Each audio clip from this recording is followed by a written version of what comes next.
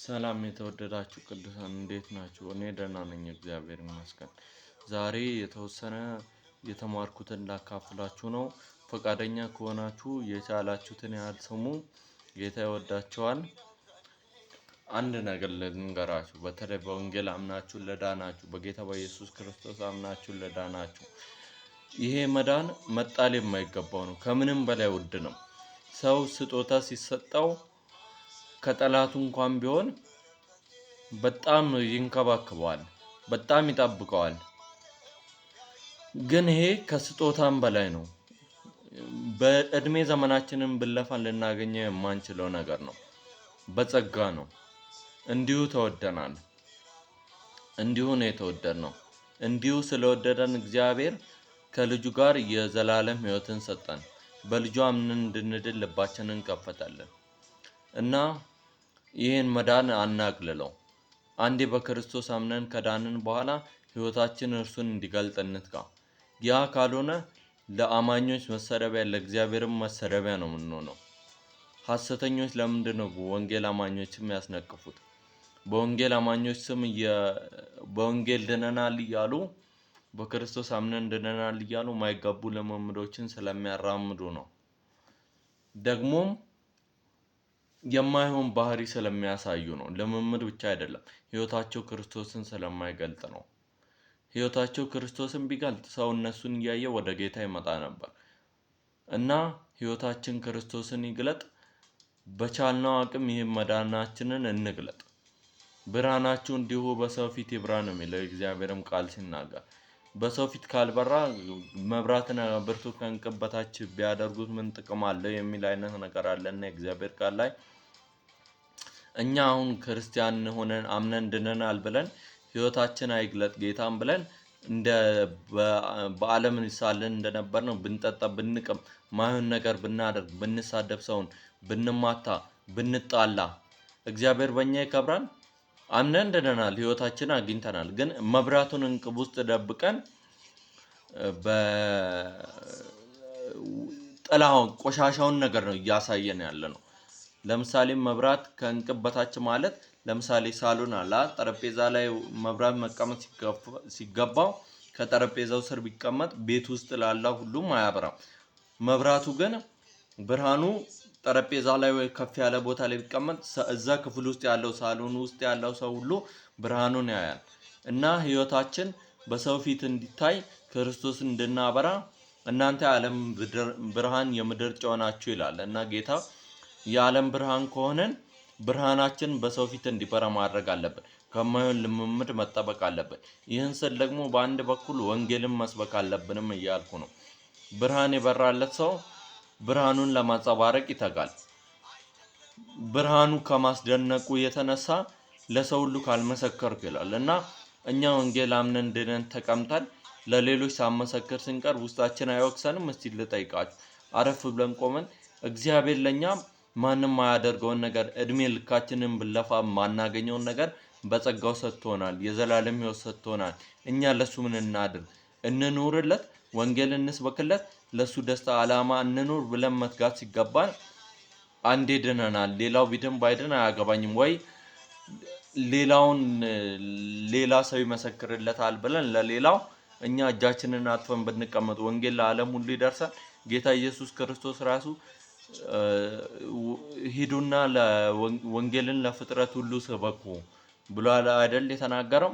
እና ወንጌልን ለፍጥረት ሁሉ ስበኩ ተብሎ ይህን ትእዛዝ ሽረን ቤታችን ዝም ብለን ብንቀመጥ ቸርች እያመለክን እየተመላለስን ወይ በሳምንት ወይ ሁለቴ ሶስቴ ቸርች እየሄድን ቤት ቃል እያነበብን እየጸለይን ብቻ ብንቀመጥ ይሄ ተገቢ ነው? ለተከፈለልን ውለታ ይመጥናል? አሁን ሰው የምንወደው ሰው የሆነ ትልቅ ነገር ቢያደርግልን ለምናውቀው ሰው ሁሉ እንትና እኮ እንዲያደረገልኝ ያል እንናገር የለ? እግዚአብሔር ለኛ በልጁ ሞት የታረቀንን ከሱ ጋር ያሳረቀንን እንዴት ነው ለሰው የምስራች ብለን ማንነግረው? ለሰው የምስራች ብለን ይህን ካልተናገርን ምን ልንናገር ነው? መኪና ገዛልኝ ብለን ልንናገር ነው? ሰው መኪና ሲገዛልን ወይ ቀለበት አድርገልኝ ብለን ልንናገር ነው? ሰው ቀለበት ሲያደርግልን ወይ የሆነ በምድር ላይ ያለ ነገር ሲደረግልን እሱን ሰው አደረገልን ብለን ልንናገር ነው? ከምንም በላይ የተደረገልን የተከፈለልን ትልቅ ዋጋ አለና እሱን መናገር አንርሳ። ጌታ ይወደናል። የተከፈለልንን ዋጋ እናግለን። የተከፈለልን ዋጋ ምድር ላይ የፈለገ ዓመት ብንለፋ ማናገኘው ነገር ነው። የማይመጥነንን ነው እግዚአብሔር የሰጠን፣ ግን ከምሕረቱ ባለጠግነት የተነሳ ይህን አድርጓልና እኛ እናመሰግነዋለን፣ እንገዛለታለን፣ ልንሰግድለት ያስፈልጋል። ደግሞ ዮሐንስ ወንጌል ምዕራፍ 4 ላይ የሚሰግዱለትም በእውነትና በመንፈስ ነው ብሏል። እሱን የስነ መለኮት አስተማሪዎች የሚተነትኑበት መንገድ አለ። እኔ በተረዳሁት ላስረዳችሁ። የእነሱን ስለማላቅ ነው ወይ ዲቴል ስለማላቅ ነው። እና እኔ በተረዳሁበት በእውነትና በመንፈስ ማለት በእውነት ማለት ህይወታቸው እውነት ነው። ህይወታቸው ይገልጠዋል። ለምሳሌ ሰው ውስጡ ሳይሰማው አንዳንድ ቸርቾች ሄዶ ሊዘል ይችላል። ዘፈንም እኮ ያዘለላል። በዘለላ አይደለም አምልኮ ማለት። የእውነት ልቡ ተነክቶ የተደረገለት ውለታ ገብቶት ነው ሰው የሚያመልከው እግዚአብሔርን የሚለው ነው መታየት ያለበት እንጂ በዘለለ ምናምን አመለኩ ተብሎ አይካሄድም፣ አይወራም። በዘለለ አይደለም አምልኮ። የምር ከልባችን ውለታው የጌታ ውለታ ልባችንን ነክቶ ሰውነታችንን አነቃቅቶ ከዘለን ይሄ እውነተኛ አምልኮ ነው። ሌላ ደግሞ በህይወት መግለጥ። ለምሳሌ ድኛለሁ የሚል ሰው መጠጥ ቤት እየገባ እኔ ድኛለሁ ቢል ማንም አይቀበለውም። ምክንያቱም የዳነ ሰው ያስታውቃል። ያዳነው መንፈስ ህይወቱን ይለውጥለታል። ምናልባት በስጋ ፈቃድ ተታሎ ከሆነ እግዚአብሔር ይቅር ይበለው፣ ልቡን ይመልስል እንጂ እኛ ድነናል እኛን ወደ መጠጥ ቤት ብንገባም ጫት ብንቅም ሲጋራ ብናጨስ ሰው በእኛ አይታነጽም። የእውነትም አይደለም አምልኳችን። እግዚአብሔር እንወደዋለን እኮ እያል ማን ነገር ብናደርግ እግዚአብሔር በእኛ ይከብራል? አይከብርም። እንደው በሌላ ሃይማኖት እኛ አሁን እያወራ ያለሁት ለዳን ነው። በጌታ በኢየሱስ ክርስቶስ አዳኝነት አምነን ለዳን ነው እያወራ ያለሁት። በዓለም ያሉ ሰዎች ራሱ እግዚአብሔር ቤት ለመድረስ ይፈራሉ። ከበር ራሱ ለመድረስ ይፈራሉ። እና እኛ ድነናል የምንል ሰዎች ኃጢአታችንን ተሸክመን ወደ እግዚአብሔር ቤት ለመግባት፣ ለማምለክ፣ ለመዝለል፣ ቸርቹን ለመረበሽ አናፍርም። በድፍረትም መግባት ብቻ ሳይሆን እናቡካለን። የሌሎችንም ትንሽ ስሜት ሲሰማን በስሜት እንዘላለን፣ ሌላውን እንረብሻለን። እንደ አንዳንድ ቸርቾች እንደሚባለው ወንበር እንሰብራለን። እና ይሄ ደግሞ ክርስቶስን አይገልጥም። ክርስቶስን የሚገልጠው ለተከፈለለት ዋጋ የሚመጥን ህይወት በመኖር የሚኖር ሰው ነው ክርስቶስን የሚገልጠው። ለምሳሌ ሰው ታስሮ እያለ ሰው ገሎ ታስሮ ከሆነ ዋጋ በዋስ ወጥቶ ወይ እድሜውን ጨርሶ ከወጣ በኋላ ወይ በቃ ሰው ገሎ የሚለውን እንተውና ሰው ሰድቦ ባለስልጣን ሰድቦ ታስሮ ከሆነ ከወጣ በኋላ ዋጋ ተከፍሎለት በዋስ ምናምን ከወጣ በኋላ አሁንም ባለስልጣኑን ቢሰድብ አልተመለሰም አይደል የሚባለው? በጌታ አምኜ ድኛለሁ ብሎ ማይሆኑ ነገሮች የሚያደርግ እያወቀ እግዚአብሔር ልቡን ይመልስ፣ ሳያውቅ የሚያደርገውንም እግዚአብሔር ልቡን ይመልስ። እና ያ ህይወቱ አይገልጥም፣ የተከፈለለትን ዋጋ አይገልጥም። እኛም እግዚአብሔር ከኃጢአታችን በደሙ በልጁ ደም አንጽቶ ቅዱስ ወገን የተለየ ወገን አድርጎ ቃሉን በሳሳትም የተለየ ህዝብ አድርጎ ለሱ ለይቶን ሳለ በመለማመድ ውስጥ መመላለስ እግዚአብሔርን አያከብርም፣ የተከፈለልንን ዋጋ ያቃልላል። እና በተቻለ መጠን ጌታን የሚያከብር ህይወት እንኖር፣ በጽድቅ በቅድስና እንኖር። ጌታን የሚያከብር ህይወት ካልኖር አማኞችም ይሰናከላሉ፣ ያላመኑትም ወደ እግዚአብሔር ከመምጣት ይመለሳሉ። እግዚአብሔርን በእኛ አይከብርም፣ ደስ አይለውም። ለምሳሌ በህዝብ በአደባባይ ፊት ዛሬ አንድ ሰው ጌታን ተቀብሎ ንስሐ ገብቶ ምናምን ነገ ከሰው ጋር ሲጣላ ሲደባደብ ብናየው እንታነጻለን? በሱ አንታነጽም። እና በህይወታችን ጌታን ለመግለጥ እንሞክር። ጌታን ደግሞ የምንገልጠው ቃሉን ባወቅን፣ እሱን ባወቅን፣ በጸሎት ከእሱ ጋር ህብረት ባደረግን፣ ከአባቶች ከእናቶች በተማርን ቁጥር ነው። እና ቤተክርስቲያን መምጣታችንን አንተው፣ ከቅዱሳን ጋር ህብረት ማድረጋችንን አንተው። በዋናነት ደግሞ ጸሎትንና ቃሉን ማንበብ አንተው። ጸሎት ስንጸልይ ከእግዚአብሔር ጋር እንሆናለን። ለምሳሌ ከአህያ የዋለች ጊደር ፈስ ተምራ መጣች ይባላል በአባባል። ከዚህ ኮንቴክስት ጋር ባይመጥንም ከተሳዳቢ ጋር የዋለ ሰው ተሳዳቢ ሆኖ ነው የሚመለሰው። ስድብ በአፉ አይጠፋም። አንዴ ይቅርታ። እና እኛ ደግሞ ጌታ ጋር ሆነን ስንመጣ ጸልየን ከጌታ ጋር ህብረት አድርገን ስንመጣ የጌታን መልክ ማንጸባረቅ እንጀምራለን። ብዙ ቦታ ይሄን ምሳሌ ሰጥቼዋለሁ። ለምሳሌ ሰው ፀሐይ ላይ ቆይቶ ቢገባ የሆነ የምናውቅበት ነገር አለ። አንተ ፀሐይ ላይ ነበርካ ያስታውቅብሃል የምንለው ነገር አለ። እኛም ከእግዚአብሔር ጋር ሆነን ብዙ ጊዜ አሳልፈን ስንመጣ እግዚአብሔርን ፈልገን ተርበን አግኝተነው ስንመለስ የሚያስታውቅብን ነገር አለ። ለምሳሌ እግዚአብሔር ጋር ቆይቶ የመጣ አንድ ሰው ጸልያለሁ ምናምን ሊል ይችላል። ጸልያለሁ እያለ ግን የሚሳደብ ዘፈን የሚዘፍን ከሆነ ይሄ ጸሎት ሳይሆን እጸልያለሁ እያለ ሌላ ነገር ነው የሚያደርገው። በእርግጥ የዚህ አይነት ሊኖር ይችላል፣ ሬር ኬዝ ኃጢአትን መቋቋም አቅቶት እንደዛ የሚያደርግ ሰው ሊኖር ይችላል፣ ወይ ስጋ አሸንፎ። ግን እጸልያለሁ ከእግዚአብሔር ጋር ህብረት አደርጋለሁ የሚል ሰው እግዚአብሔርን ማንጸባረቅ አለበት። ካላንጸባረቀ ወይ ጸልያለሁ የሚለው ውሸት ነው ወይ በኃጢአት ልምምድ ተከቧል። እና በኃጢአት ልምምድ የተከበብን ካለን ደግሞ በዚህ አጋጣሚ ንስሐ እንግባ። እግዚአብሔር ሞት የሚገባውን ኃጢአታችንን በልጁ ደም ከሻረ አሁን ትንንሽ ኃጢአታችንን እንዴት ይቅር አይለንም? ስለዛ ይቅር እንዲለን በፊቱ ተደፍተን ንስሐ እንግባ። ይቅር ይለናል። ይቅር ሊለን የታመነ ነውና በፊቱ ንስሐ እንግባ። ሌላው ደግሞ በህይወታችን ጌታን ካልገለጥን አማኞች ይሰናከላሉ፣ ያላመኑትም ይሰናከላሉ። ለምሳሌ የቤተ ክርስቲያን መሪ መጠጥ ቤት ገብቶ ሲጠጣ ብናየው እኛ እንሰናከልም፣ አማኞች ይሰናከላሉ ያልኳችሁ ለዚህ ነው። ስለዚህ በህይወታችን ጌታን ለመግለጥ እንሞክር።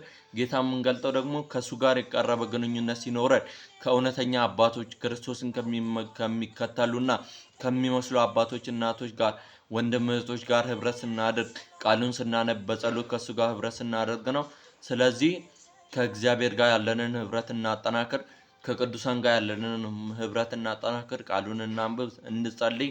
ሌላ ደግሞ በንጹህ ፍቅር ግብዝነት በሌለበት ፍቅር እርስ በእርስ እንዋደድ። ቃሉን ባላስታውሰውም እርስ በእርስ ብትዋደዱ የኔ እንደሆናችሁ በዚያው አውቃቸዋል ብሏል እና ጌታ ኢየሱስ ክርስቶስ። እኛ ዓለምን ከዓለም የምንለየው ግብዝነት በሌለው ፍቅር እርስ በእርስ በመዋደድ መሆን አለበት። ለምሳሌ ወንድማችንን በጌታ የሆነውንም ያልሆነውንም ጌታ እኛን እንደወደደን አይነት ፍቅር እኛም በወደደን አይነት ፍቅር ስንወድ እግዚአብሔር ደስ አይለውም? ደስ ይለዋል። ደግሞ በዓለም ያሉ ራሱ ፍቅራቸው ምንድነው ብለው ወደኛ ይመጣሉ። አንተ ጋር እኮ ግብዝነት የሌለበት ፍቅር ነው ያየሁት፣ ክርስቶስ በምድር ላይ መጣ ቢባል አንተን ነው የሚያይ ምናምን የሚለው አይነት ነገሮች አሉ። እዚች ጋር ተሳስቼ ሊሆን ይችላል፣ ይቅርታ። ለምሳሌ በህብረት መሀል፣ በትምህርት ቤት መሀል ወንጌል አማኞች በጽድቅ የሚታወቁ በቅድስና የሚታወቁ በሐቀኝነት በቅንነት ጉቦ ባለመስጠት መልስ ባለመስጠት ባለማስኮረጅ ምናምን የሚታወቁትን በዓለም ያሉ አሕዛቦች ምንድን ነው የሚሉት? አንተ እኮ ትክክለኛ የእግዚአብሔር ሰው ነህ ይላሉ። የእግዚአብሔር ሰው ነኝ ብሎ ላይናገር ይችላል ሰውየው። ደግሞ እርስ በእርስ በመዋደድ ያለ ግብዝነት እርስ በእርስ ብትዋደዱ የሚለው ቃል አለ። አሁን እንዳልስት ብዬ ነው ያልተናገርኩት። እና እርስ በእርስ መዋደድ አለብን። ያመነውንም ያላመነውንም እርስ መውደድ አለብን፣ ግብዝነት በሌለበት ፍቅር። ግብዝነት የሌለበት ፍቅር ማለት እኔ በወዳው ይህን ያደርግልኛል ብለን ሳይሆን ወይ ይህን እንጠቀማለሁ ብለን ሳይሆን በንጹህ ፍቅር። እግዚአብሔር ከኛ ምን ሊጠቀም ፈልጎ ነው እኛን የወደደን? እኛ ሙት ነበርን፣ የቁጣ ልጆች ነበር። እግዚአብሔር በምህረቱ ባለጠጋ ስለሆነ ወደደና ዳንን እንጂ እና እግዚአብሔር ለኛ ያን ያህል ዋጋ ከፍሎ ካዳነን በንጹህ ፍቅር ከወደደን ሌላውን እኛ እንዴት ነው ማንወደው? ወንድም እህቶቻችንን እንዴት ነው ማንወደው? ወንድም እህቶቻችንን ካልወደደን እግዚአብሔር በእኛ እንዳለ በምን ይታወቃል? አሁን ድኛለሁ እያለ ወንጌል እሰብካለሁ ኢየሱስ ያድናል እያለ ሰው እየዞረ ሰው የሚጠላ ቢሆን እግዚአብሔር በሱ ይከብራል? እግዚአብሔር በሱ ይታያል? አይታይም። ለምን? ፍቅር ነው የእግዚአብሔር ምልክት። ፍቅር ያለው ሰው እግዚአብሔር ከሱ ጋር እንዳለ ይታወቃል፣ በተለይ የዳነ ሰው። ምክንያቱም ያለ ግብዝነት ይወዳል። እና እርስ በርስ ያለ ግብዝነት እንዋደድ። ሌላው ደግሞ በህይወታችን ስንኖር የምናደርገው ነገር ተጽዕኖ ቀላል አይደለም። የትኛውም ነገር ለምሳሌ ከተራራ ላይ አንዲት ትንሽ ድንጋይ ብናንከባለን ወደ ታች ስትወድ ምን ያህል ድንጋይ ሰብስባ ነው የምትወርደው። አሁን ናዳ የሚባለው እኮ አንዴ መሬት ላይ ታች ወርዶ የተከመረውን ያህል ከላይ ተነዶ አይደለም እኮ በትንሹ መናድ ይጀምራል። ያኛው ሌላውን እየገፋው ምናምን እየተንከባለለ ይወርዳል። ለምሳሌ ለግንባታ ስራ የተቆለለ ድንጋይ፣ ለስታዲየም ምናምን ስራ የተቆለለ ድንጋይ ወይ የአፈር ክምር ከላይ ያለውን አንዱን ድንጋይ ብናንከባልል ሌላውን እየፈነቀለ እየመታ እየነካ እያንከባለለ አይደል ወደ ታች የሚወርድ። ወደ ታች ሲወርድ እንትኑ ኢፌክቱ ይበረታና ትልቅ ነገር ይሆናል። ሰው ሁሉ ገፍትሮ ሊጥል ይችላል። ይሄን ታውቁታላችሁ መቼስ ተራራ ላይ የሆነ ነገር ሲንከባለል እንዴት ሌላውንም ማስከትሎ እንደሚሆን እና እኛም ቀላል ነው ብለን የምናስበው መጥፎ ነገርም ሆነ ጥሩ ነገር እንደዛው ኢፌክት ስለሚኖረው በተቻለ መጠን የምናደርገውን ነገር ጥንቃቄ እናድርግ። ለምሳሌ ይቅርታ ሰውን መምከር ቀላል ሊመስል ይችላል። በዛ ሰው ህይወት ላይ በመልካሙ ስመጣ ማለት ነው። በዛ ሰው ህይወት ላይ ምን ያህል ትልቅ ለውጥ እንደሚያመጣ አናውቅም። ለምሳሌ ሰው ዝም ብሎ ተክዞ አይተን ኢየሱስ ይወዳል አንተ ሲል ሞቷል፣ ከኢየሱስ የሚበልጥ ማንም ወዳጅ የለህም፣ ኢየሱስን እንደ ግል አዳኝ አድርገህ ብትቀበል የዘላለም ህይወት ታገኛለህ ብለን መሰከርንለት። ያ ሰው ምናልባት የሃይማኖት ጠል ሊሆን ይችላል፣ ግን በዛች ቅጽበት ስንነግረው ህይወቱን የዘላለም ህይወት እንዲያገኝ ልናደርግ እንችላለን። ስንመሰክርለት በልቡ ካመነ በአፉ ከመሰከረ የዘላለም ህይወት ሊያገኝ ይችላልና የምናደርገው ነገር በጣም ተጽዕኖ አለው። ለምሳሌ ይሄኛው ይገልጸዋል እንደ ከቅድሙ በተሻለ። ለምሳሌ አንድ ወንጌል ሰባኪ ነኝ እያለ የሚያወራ ሰው ወይ ወንጌልን በየአደባባዩ የዞረ የሚሰብክ ሰው የሆነ ሰዓት ላይ ከሰው ጋር ሲጣላ ተገኘ፣ ማይሆን ስድብ ሲሳደብ ተገኘ። መንገድ ላይ የሚያውቁ ሰዎች ሁሉ ይሄ ሰው ወንጌል ሰባኪ አልነበር ወይስ ትክክለኛ አይደለም ሐሰተኛ ነው ምናምን እያሉ ይጠራጠሩና ሌላ ጊዜ ለመስበክ እውነተኛ ቃሉን በንስሐ ተመልሶ እንኳን ቢሆን እውነተኛ ቃሉን ይዘው ለሰዎች ሊመሰክር ሲል አንተ ወንጌል ሰባኪ ነኝ እያልክ እንዲህ እየተሳደብክ አልነበር እንዲህ እየተጣላህ አልነበር ብሎ ሰው አይርቀውም። እግዚአብሔር በሱ ሊሰራ ቢፈልግ እንኳን መንገዱን ይዘጋበታል የሰራው ስራ። እና የምናደርገው ነገር በጣም ተጽዕኖ ፈጣሪ ስለሆነ የምናደርገውን ነገር እንጠንቀቅ በጣም። አሁን ለምሳሌ አንድ ኮንክሪት ለመብሳት በውሃ ዝም ብለን ብናፈስ 2 ሰዓት ብናፈስ ወይ አንድ ባልዲ ሙሉ ውሃ በአንዴ ብንገለበት ላይበሳ ይችላል። ግን የአንድ ባልዲ ውሃን በተወሰነ ጊዜ ልዩነት በተደጋጋሚ ኮንቲኒየስ አድርገን ብናፈሰው ይቦረብረዋል። የኛም ነገር እንደዛው ነው። ጎርፍ አሁን ሲመጣ ያ የመጣው ጎርፍ ለምሳሌ አሸዋ ተከምሯል፣ አንድ ባልዲም ያህል አሸዋ እዚህ ጋር ተከምሯል እንበል ፊት ለፊታችን እና አንድ ባልዲ ሙሉ ውሃ በአንዴ ብንጨምር ይዞ ይሄዳል። ያን አንድ ባልዲ ሙሉ ውሃ በጠብታ ወይ ቀስ በቀስ ብናደርገው የመሸርሸሩ አቅም ባንዴ ብዙን አይወስድም እና የምናደርገው ነገር ያን ያህል ተጽዕኖ አለው እና እንጠንቀቅ። የዛሬውን ምሳሌ በደንብ ባይገልጥም ትማሩበታላችሁ ብዬ አስባለሁ። እኔም እንደሚገጥመኝ ትምህርቶችን ስማር የተለያየ ምሳሌ እንደሚመጣልኝ ለእናንተ ምሳሌ ይመጣል ብዬ አስባለሁ። ቀጥታ ባልናገርም የምትረዱት ነገር ይኖራል ብዬ አስባለሁ። የተረዳችሁትን ነገር እንድታሳውቁኝ በትህትና ጠይቃለሁ። ሌላው ደግሞ በቅንነት መኖር ምን ያህል መልካም እንደሆነ ላስረዳችሁ። እግዚአብሔርን የሚፈራ ሰው ቅን ነው አይደል? እግዚአብሔርን ስለሚፈራ በምድር ላይ ሰዎችን ይታዘዛል፣ ያከብራል፣ ወደ አመጽ አይገባም፣ ለጥል አይጋበዝም፣ ጽድቅ የሆነ ነገር ያደርጋል፣ ከኃጢአት ይርቃል፣ ይጠበቃል እና ያ ሰው በህይወቱ ውጤታማ ነው። ለምን መሰላችሁ?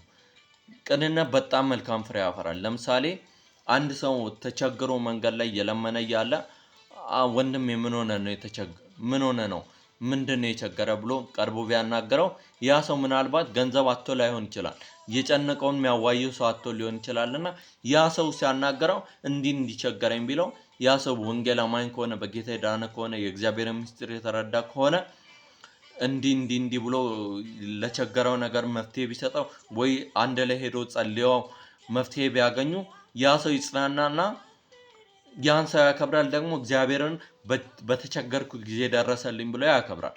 ለሱ ለመኖር ይሻል እና በህይወታችን ቅን እንሆን። ጌታ ይወደናል። ከዚህ በላይ ላስረዝም በወደድኩ ነበር። በሆነ ችግር ምክንያት ላቋርጥ ነው። ጌታ ይባርካችሁ፣ ሰላማችሁን ያብዛላችሁ፣ ይጠብቃችሁ፣ ማስተዋል ያብዛላችሁ በኢየሱስ ስም።